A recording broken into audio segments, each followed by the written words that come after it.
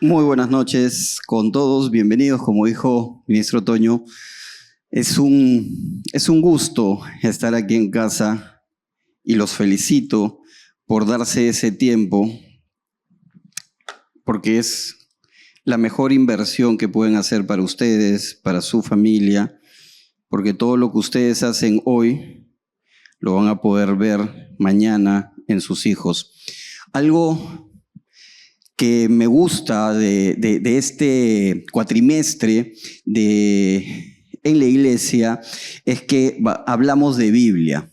Me gusta la lectura de la palabra, me gusta meditar en la palabra, porque es fácil, cuando no conocemos la palabra, es fácil quedarnos en el por y no entender el para. Tú dirás, ¿pero qué está diciendo? Mira, a veces podemos pensar y quedarnos en el por, en la razón por la cual Jesús dio su vida por nosotros. Y si tú no conoces la palabra, si tú no meditas la palabra, no vas a poder entender el para qué fuiste salvado. Tú no has sido salvado, tú no has sido llamado por tu cara bonita. Tú estás hoy aquí porque hay un para en tu vida. Y es para que tú te entrenes, para que tú seas edificado, para que vayas allá afuera y recojas ese fruto del Señor, esos hijos pródigos, esos que aún hoy están perdidos. Eso es lo valioso. Pero nos perdemos de eso porque no meditamos en la palabra. Entonces, este cuatrimestre, en lo personal, para mí es muy valioso, es muy importante porque es una excusa, es una forma de obligar a quienes no tienen la costumbre de leer la palabra a hacerlo. ¿Ok? Recomendación, como dijo Toño, hoy estamos comenzando ya no en la introducción, sino el desarrollo de cada uno de los pasajes de la Escritura.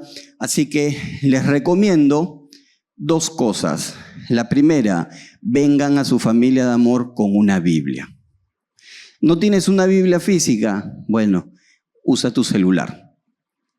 Descárgate el app en la versión que mejor te acomode y desarrolla este estudio con Biblia en mano. Y la segunda, adquiere tu manual.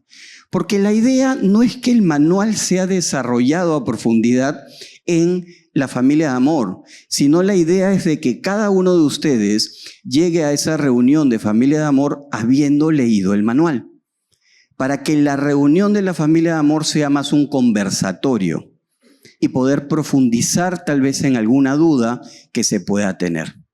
Ese es lo que a ustedes, como integrantes de las familias de amor, les pediríamos, y van a ver cómo van a sacarle el máximo provecho a esta enseñanza. Y en esta oportunidad es las cartas de Juan. Juan, el apóstol amado, aquel que en la última cena estuvo en el regazo de nuestro Señor. ¿Quién no quisiera poder estar en el regazo de nuestro Señor? Suena para el mundo poco varonil, pero cuando tú entiendes quién es Él, mira, aquí estoy.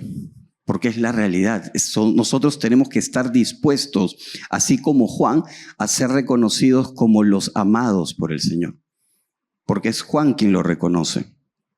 Pero en esta oportunidad son las cartas que Juan escribe. Esta primera lección, que lleva el título de Habita en la Luz, tiene un versículo ancla. Cada lección tiene un versículo ancla, un versículo principal, que yo les recomiendo a ustedes tratar de memorizar.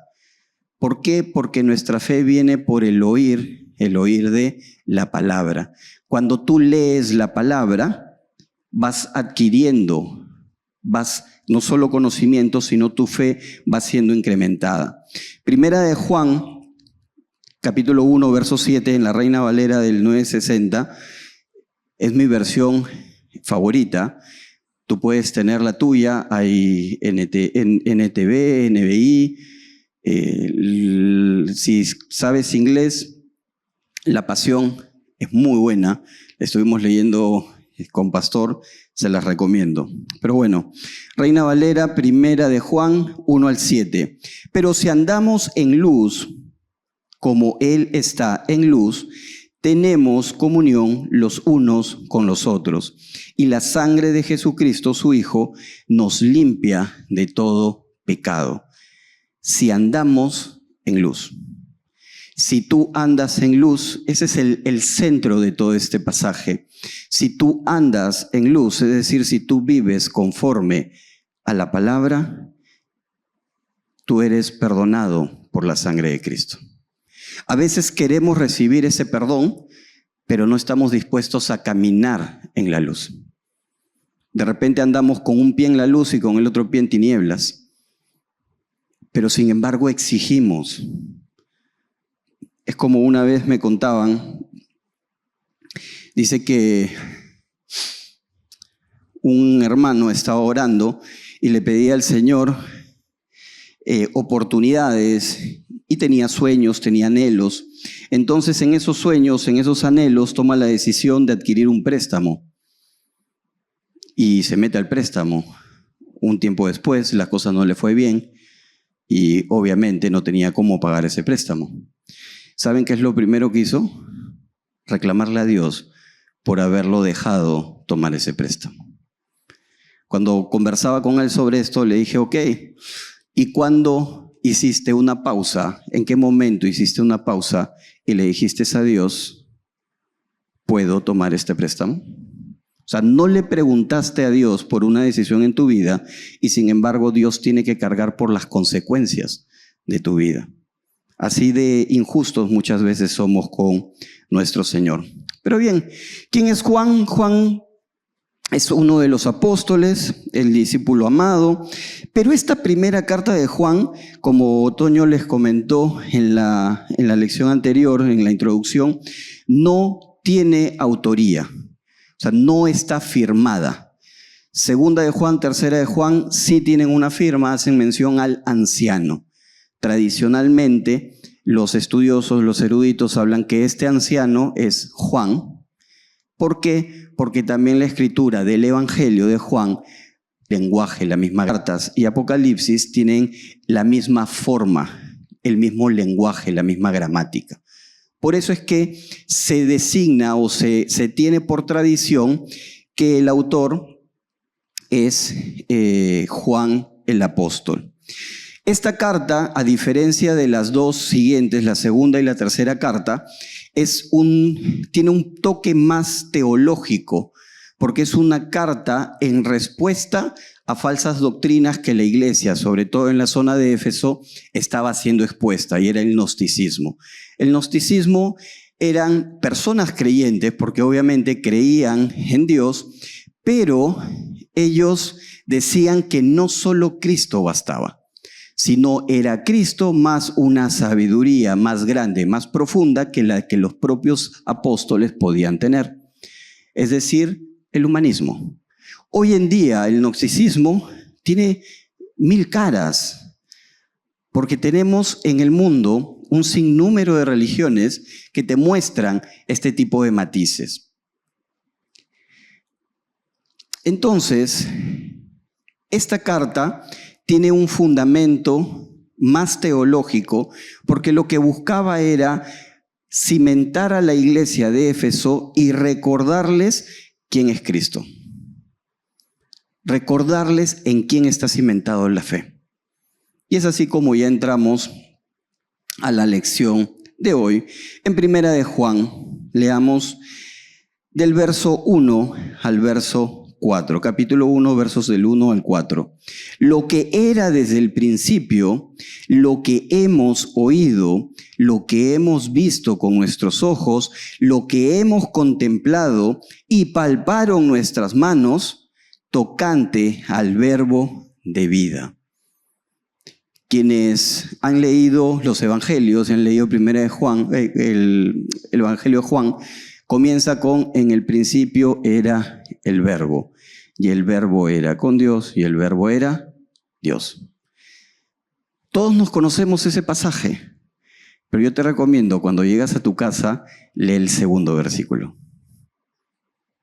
¿Por qué? Porque ese segundo versículo te habla de la razón de la creación. Y la razón de la creación es Cristo. Y Juan lo conecta en este inicio de este pasaje cuando dice lo que era desde el principio. Por eso tiene ese hilo conductor de lo que es el Evangelio con las cartas. Pero acá hay algo interesante que a veces lo pasamos por agua tibia. Juan acá nos está hablando de que él fue testigo. Testigo es alguien que presencia algo, alguien que conoce algo, alguien que ve algo.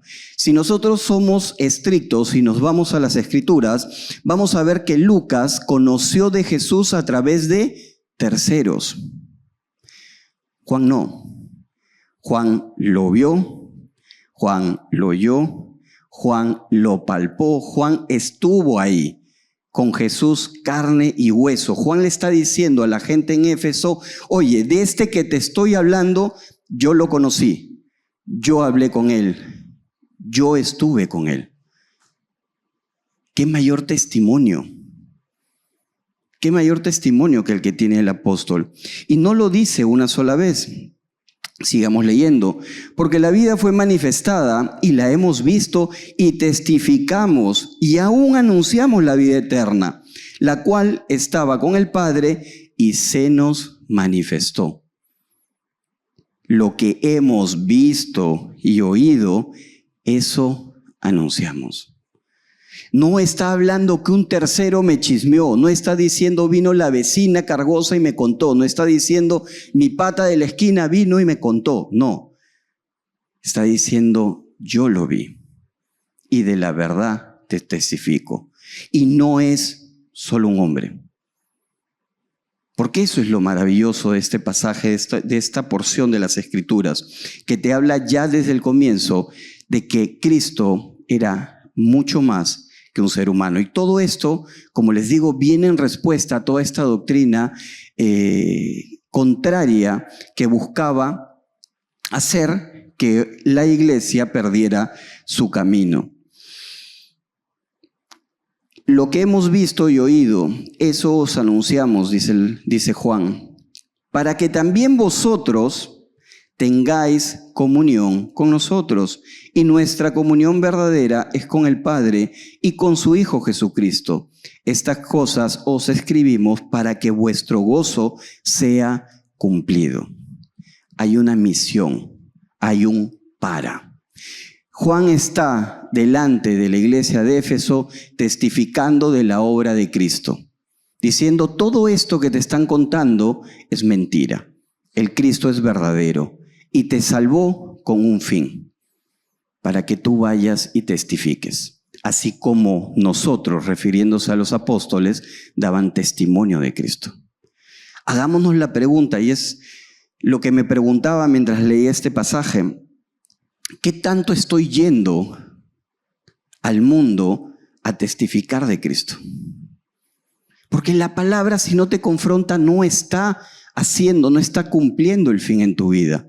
La palabra te tiene que confrontar, te tiene que llevar a ver qué estás tal vez no cumpliendo al 100%, qué área de tu vida está de repente en una zona gris. Porque el enemigo quiere llevarte a esos grises, a esos matices que van a hacer que tú dejes de hacer la obra que el Señor te ha dado. Entonces acá hay un mandato claro, que tú vayas al mundo y testifiques así como Juan testificó. Pero sin embargo nos sentamos en una mesa con unos amigos y tienes la oportunidad de hablar lo que Cristo hizo en tu vida, pero prefieres callar por vergüenza. Prefieres callar porque te van a decir, uy, no, es que de repente van a decir que estoy loco. Se los digo porque me ha pasado. Y callas. Y dejas que hasta te avergüencen, pero callas. Pero ¿sabes qué, amado hermano?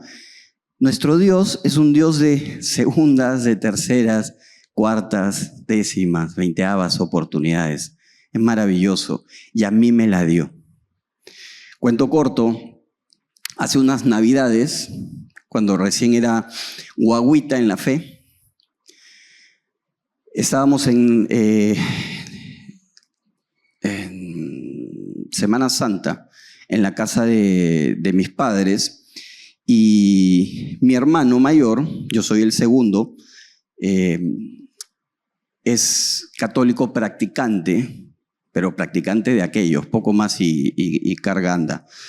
Y estábamos reunidos en la casa y se les ocurre orar. Bueno, para ellos rezar. Y estábamos con mi esposo y con mis hijos y es como que nos mirábamos y decíamos, ¿y ahora qué? Entonces normal, guardé silencio, no dije nada y se pusieron a rezar. Termina de rezar mi hermano con mis sobrinos y me dice, bueno pues, ya que tú eres cristiano, ahora pues, ora. Pero así todo, ya ustedes se imaginarán, ¿no? Con qué palabras también me lo dijo. Mi reacción fue guardar silencio. Permití que mi hermano se mofara de mi fe, porque eso es lo que hizo seguidamente. Y no dije nada. Eso abrió la puerta a que mi padre, mi madre y mis otros hermanos también hicieran pues como que leña del árbol caído. Regresé a casa furioso en el carro. La que me tuvo que aguantar fue mi esposa. Gloria a Dios por su vida. Pero es la verdad, o sea, estaba extremadamente frustrado. Pero como les decía, Dios es maravilloso y Él te da segundas, terceras oportunidades para poder testificarlo a Él. Pasó un poco el tiempo y hace 2 Navidades me invitaron a pasar Navidad a la casa de mi hermana con la familia de mi cuñado. Todos son católicos, todos, hasta el perrito. Pero ellos saben, conocen mi fe.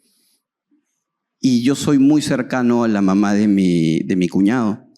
La cosa es que estábamos en su casa y iban a llegar las 12 de la noche y la señora Nelly se me acerca y me dice, me pregunta y me pide que dé unas palabras y que ore.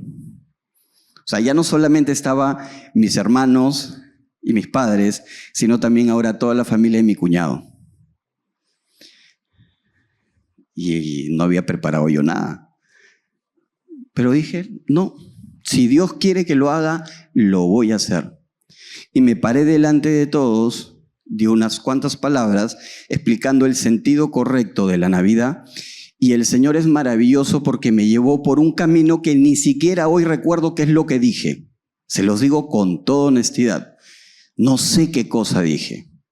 La cosa es que dije algo con respecto a la Navidad y oré. Terminé, todo bacán, nos sentamos y me paro para ir a la cocina a traer algo y viene el hermano de mi cuñado, que es un amigo de la infancia mío, y se me acerca y me dice, llorando, que las palabras que había dicho era lo que él necesitaba. En una reunión donde lo que pretendía de repente el enemigo era de que yo tuviera vergüenza, de que yo tuviera miedo de testificarlo a él, terminé en la cocina de la casa de mi cuñado, orando por su hermano menor y escuchando cómo su hermano recibía a Cristo en su corazón. Una segunda oportunidad. ¿Qué marcó la diferencia? El que yo estuve dispuesto a testificarlo a Él. Así como te dice acá el apóstol, Él te salvó, Él dio su vida por ti, Él perdona tus pecados por su sangre, no por tu linda cara, no por lo que tienes, no por tu billetera, no por tu carro, no por tu casa, no por tu esposa, no, porque te armó de lo suficiente para que tú vayas al mundo y testifiques de Él. Porque ese es el para. Si nos quedamos en el por, la obra del Señor es inconclusa. Tenemos que ir en pos de ese para. Por eso que el apóstol nos hace un llamado para vivir en luz. Primera de Juan 1, del 5 al 7. Este es el mensaje que hemos oído de él. Nuevamente el apóstol afirma, esto lo hemos oído de sus labios y se los anunciamos. Dios es la luz y no hay ninguna tiniebla en él. Si decimos que tenemos comunión con él y andamos en tinieblas, mentimos y no practicamos la verdad. Pero si andamos en la luz como él está en luz, tenemos comunión los unos con los otros. Y la sangre de Jesucristo, su Hijo, nos limpia de todo pecado. Es fácil echarle la culpa a Dios por nuestras malas decisiones. En Dios no hay maldad. En Dios no hay pecado. Y ahí entra la pregunta, creo que más grande que se ha hecho en la humanidad, es por qué el hombre peca. Si Dios es perfecto y nosotros somos hechos a imagen y semejanza de Dios, entonces ¿por qué pecamos? Todo científico que se ha metido a tratar de desbaratar, a tratar de probar que Cristo no existió, que nuestra fe es vana, ¿saben en qué han terminado? Postrados ante el Señor. Uno de los casos más famosos es del periodista Strowell, creo que se apellidaba, que inclusive sacó un libro y hace un par de años sacaron una película que es el caso de Cristo. Espectacular, si no la has visto, véanla, porque es un hombre que desde su función de periodista trata de investigar para probar que Cristo es mentira. Y termina él entregando su vida a Cristo. Porque las pruebas son abrumadoras. Son tan abrumadoras que te reto, terminando esta reunión, busca todas las religiones que existen en el mundo y todas tienen a Cristo como figura.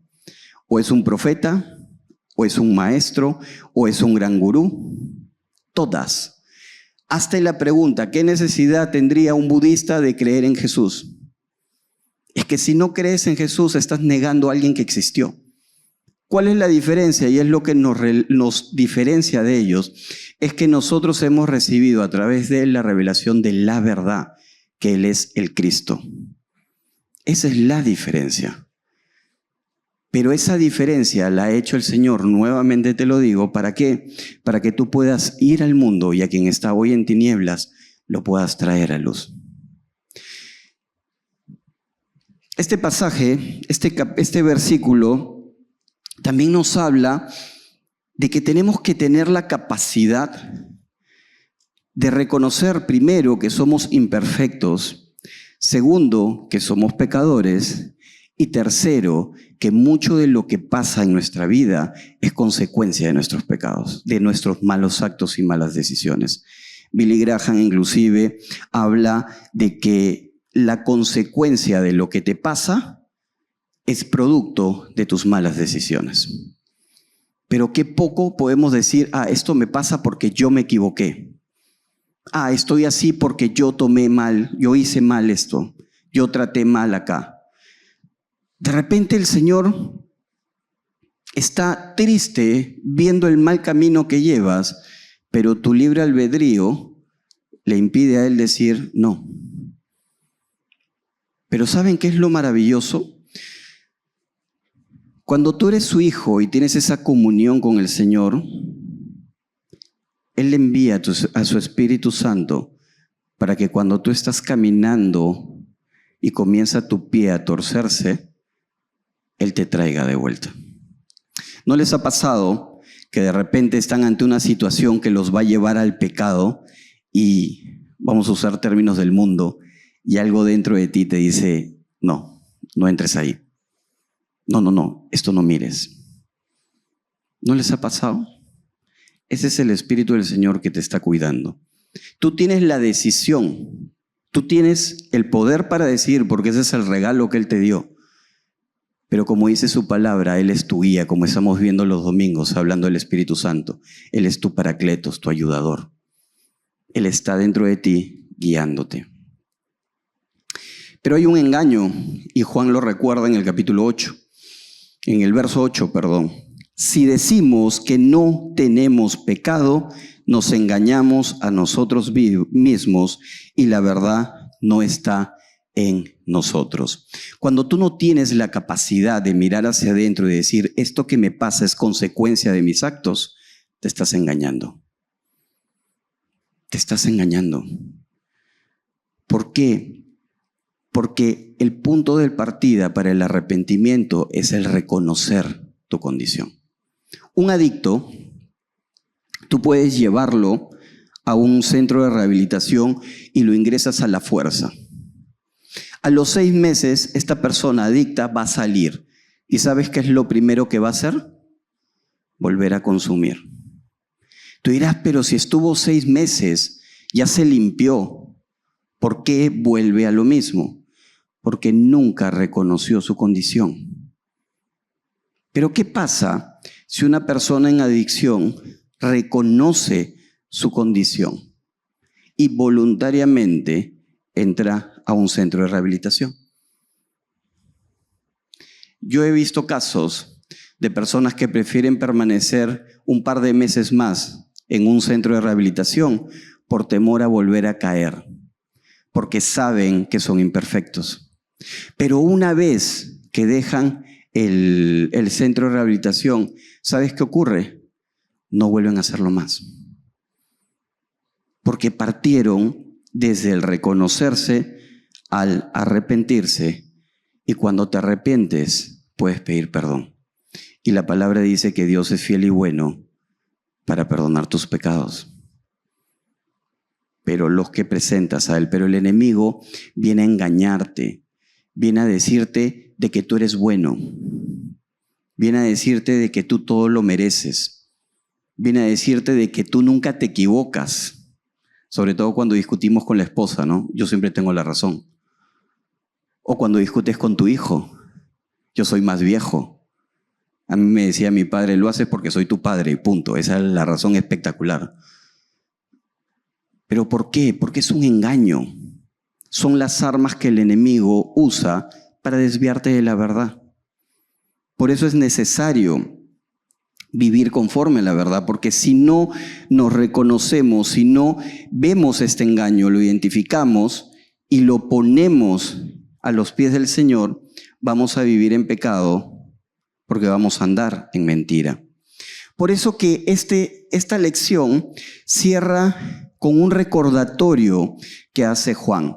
Porque primero te dijo, ok, tú tienes un problema, ok, tú tienes una condición y el enemigo te quiere engañar. Pero hay una salida y la salida la vemos en los versículos 9 al 10.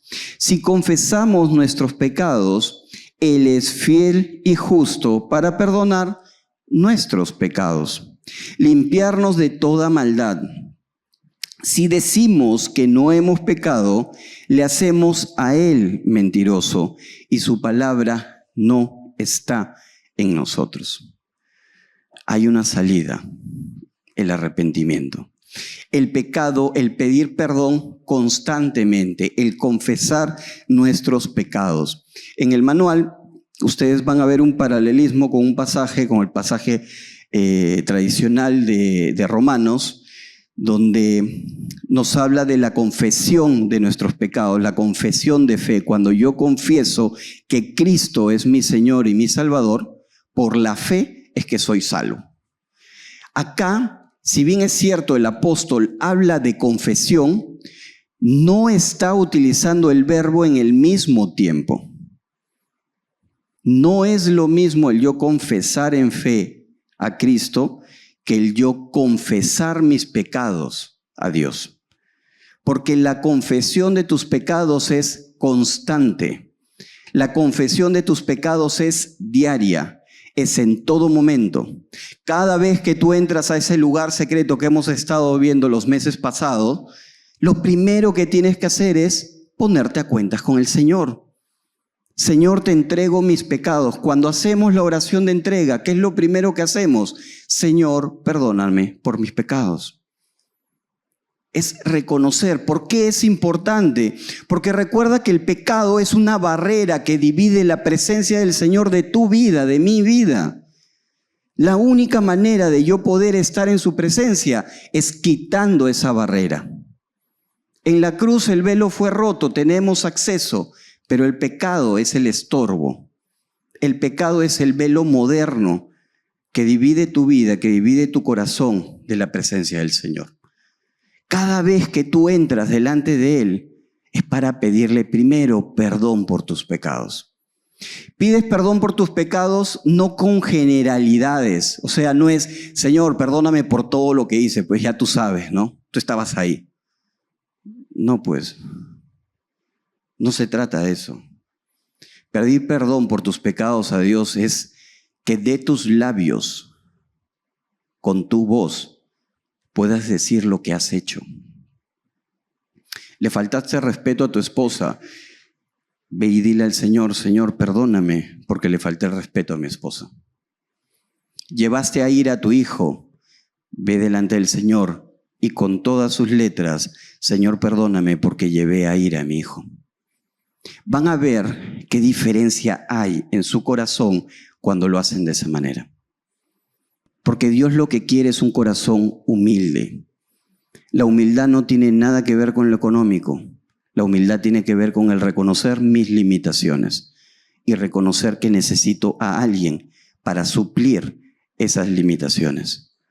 Cuando tú le pides perdón a Dios, nombras cada uno de tus pecados, es como que sacaras de tu espalda, de una mochila que llevamos todos, piedra por piedras, y pueda ser más ligera tu carga. Y la palabra dice que Él es fiel y justo para perdonar tus pecados. Es fiel y justo. Recuerda que Cristo en la cruz te justificó, emitió una sentencia en la cual fuiste absuelto. Él es fiel y justo, Él ya lo hizo en la cruz. Pero ese edicto sobre tu vida solo puede servir, solo funciona cuando tú te arrepientes, cuando tú pides perdón por tus pecados y ese edicto cobra efecto en tu vida. ¿Por qué? Porque te arrepentiste. Por eso el punto de partida en la oración de entrega al Señor es el arrepentimiento. Porque cuando tú te arrepientes puedes reconocerlo a Él como tu Señor. Cuando tú te arrepientes, es como si tu corazón lo limpiases y echaras todo lo malo de este mundo y lo dejaras vacío, limpiecito, pulcro. Tú decides quién entra a habitar ahí. A través de la oración de entrega, tú le pides al Espíritu Santo que sea aquel que tome dominio, que tome control de tu corazón. Si no te arrepientes y dejas vacío ese corazón, como dicen las Escrituras, ten cuidado porque una legión de demonios puede tomar control nuevamente de tu corazón. Es importante entender de que de aquel que Juan nos habla no es cualquier hombre, es el Cristo. Es el que dio su vida por ti, dio su vida por mí. No para que tú seas, no sé, el mejor, la mejor persona, seas el más, no sé, bendecido, no sé el término exacto que ponerle, sino que dio su vida para ti, por ti, para que tú te armes de su palabra, para que tú agarres la espada que es su palabra y salgas al mundo, así como los apóstoles, a testificar de Él. La iglesia de Cristo es más que 4 paredes. La iglesia de Cristo no está definida por 4 paredes. La iglesia de Cristo está conformada por todo aquel que entregó su corazón al Señor. Por todo aquel. Por eso somos hermanos. Y su familia es más grande que esto. Y es nuestra responsabilidad, como dice el apóstol, ir a las naciones y ser testigos como lo fue él. Porque solamente haciendo eso, es decir, viviendo en la luz, es que andamos en la verdad y no somos mentira. Cada una de tus acciones habla de quién mora en tu corazón. Por pequeño que sea el desliz, estás hablando de que ese desliz vino de alguien más grande, que es el que mora en tu corazón. Si tú mientes, lo haces a él mentiroso. Si tú robas, lo haces a él ladrón. Si tú fornicas, lo haces a él fornicario. Es muy delicado porque nuestro testimonio habla de quién es Cristo. Cuando nosotros llegamos a los caminos del Señor, en mi caso yo soy el del medio. Mi hermano mayor es el primer hijo, el primer nieto. Yo soy el segundo. De ahí viene mi hermana, la primera hija y la primera nieta, por los dos lados, ¿ah? Y de ahí viene el Conchito, mi hermano menor, el último nieto y el último hijo. Entonces yo crecí con un trauma, ¿cómo le dicen? El trauma del medio. Yo era el pobrecito, a mí nadie me quería. Yo era el choteado, el invisible de la casa. Es más, yo no iba ni siquiera en la rueda del... Miren, se los cuento para que vean. Mi padre en esa época tenía un bocho, un Volkswagen, y yo a propósito me sentaba en la parte de atrás del Volkswagen. No sé quiénes han visto ahí. El Volkswagen tenía un hueco detrás del detrás del asiento de atrás. Yo me sentaba ahí. O sea, yo no me sentía digno de sentarme en uno de los asientos. ¿Esto fue a propósito? No. Mi padre no sabía cómo ser padre. Esa es la idea de paternidad que yo adquirí. Cuando me casé y tuve mis hijos, me encontré haciendo lo mismo que mi padre hacía. Exactamente lo mismo, llamándole la atención a mis hijos de la misma manera, repitiendo el mismo patrón. Y mi relación con Dios era exactamente como era con mi padre. Algo errado. Cuando el Señor, por su gracia, toca mi corazón, me enseñó una forma correcta de paternidad. No conforme lo que yo pienso, no conforme lo que alguien más pensaba, no, sino conforme a lo que su palabra me decía. Y permitió cambiar ese patrón en mi casa. Por eso es que hay un cherry. Están todos cordialmente invitados este sábado 23, de este mes, casualmente a enseñarles cómo ser padre, no conforme lo que tú quieres, no conforme lo que te enseñaron, sino conforme lo que Dios quiere, siendo un padre que tu hijo necesita.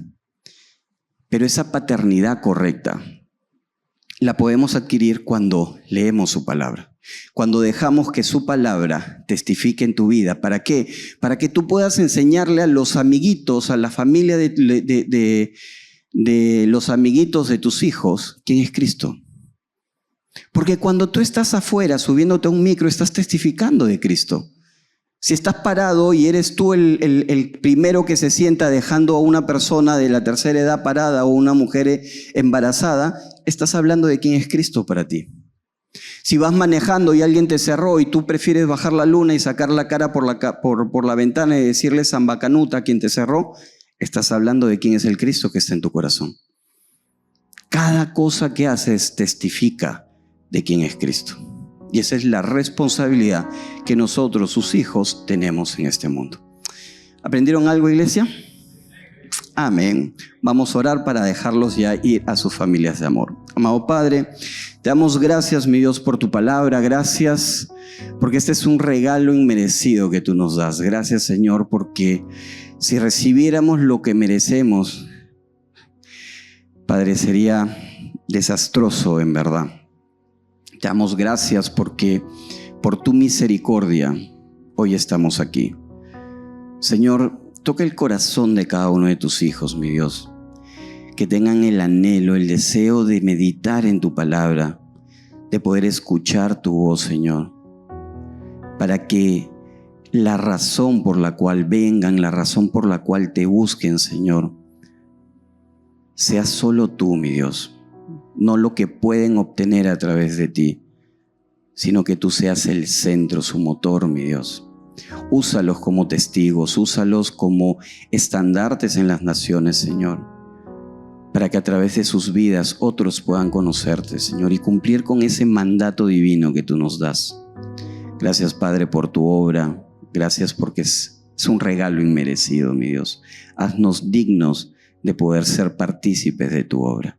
En Cristo Jesús. Amén.